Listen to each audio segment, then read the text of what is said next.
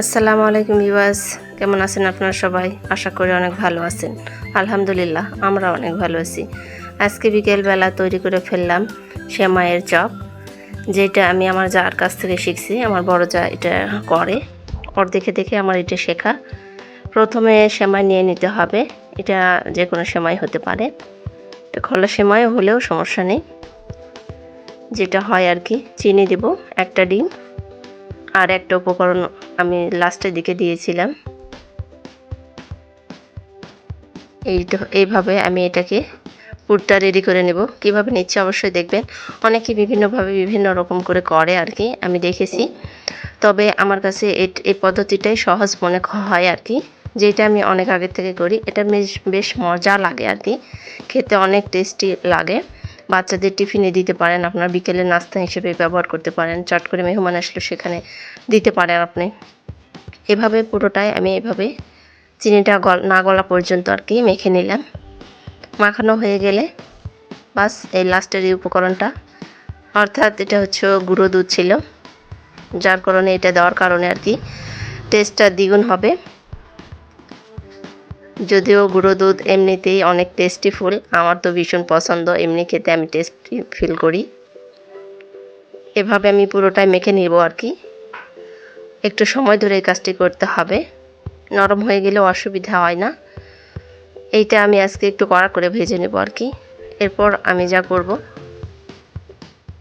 মাখানো শেষ হয়ে গেলে আমি এরকম সাইজ করে, আমি একটু ছোট সাইজ করব, এই জন্য আপনারা যে কোনো সাইজ করে নিতে পারেন, যে কোনো শেপে নিতে পারেন। আমি একটু ছোট ছোট করে নিচ্ছি, এই সাইজের করে নেব। আমি সবগুলো এইভাবে এক এক করে তৈরি করে নিচ্ছি। আপনার হাতে তেল বা এখানে ঘি ব্যবহার করতে পারেন, যাতে করে হাতে লেগে যাবে না আর কি। এভাবে আমি সবগুলোকে বানিয়ে নিব। আমার সবগুলো তৈরি করা হয়ে গিয়েছে আর কি। এই কয়টা হয়েছে, এগুলো আমি এখন ভেজে নেব। পাশে প্যান বসিয়ে দিয়েছি, প্যানের মধ্যে কিছুটা তেল দিয়ে দিয়েছি আর কি গরম করার জন্য। তেলটা গরম হয়ে আসলে আমি ওটা এক এক করে ছেড়ে দেব, ভেজে নেব আর কি। এটার সেরকম কোনো সময় লাগে না, মাত্র 10 মিনিটে এটা তৈরি করতে পারবেন আপনার বাসায়। যত কম সহজে আর কি, কম সময়ে তৈরি করে ফেলা যায়। এটা আমি দিয়ে দিয়েছি, সবগুলোকে দিয়ে দিয়েছি, একটু করে তেলের মধ্যে ছড়িয়ে দিয়েছে আর কি। এটা হতেই পারে, এটা সমস্যা নেই। সুন্দরভাবে এটা রেডি হয়ে গিয়েছে, দেখতে পাচ্ছেন আমার এক পাশ হয়ে গিয়েছে।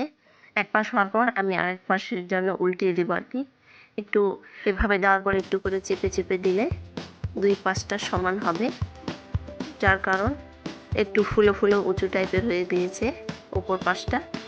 এই জন্য এক সমান করার ক্ষেত্রে আমি একটু এইভাবে চুলা দিয়ে একটু চেপে চেপে দিচ্ছি। জাস্ট একবার করলেই হবে। আমার তেলটা একদম লো হিটে করা আছে আর কি, চুলাটা অল্প আছে। এটাকে দেখতে পাচ্ছেন আমারটা হয়ে গিয়েছে আর কি। আমি একটু কড়া করে ভেজে নিতে চাইছিলাম, এজন্য আমার এরকম কালার হয়েছে আর কি। আপনারা চাইলে এর আগেও তুলে নিতে পারেন, সমস্যা নেই।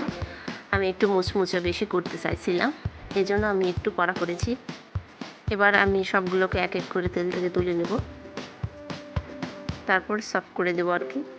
লাস্ট ফিনিশিং এই যে যেটা দেখতে পাচ্ছেন এরকম হয়েছে, ভীষণ টেস্টি ফুল হয়েছে। আমার ছেলেমেয়েরা গরম অবস্থায় খাওয়া শুরু করে দিয়েছে, যদিও এটা ঠান্ডা হওয়ার পর বেশি মজা লাগে। এইটা আপনারা রেখেও খেতে পারেন।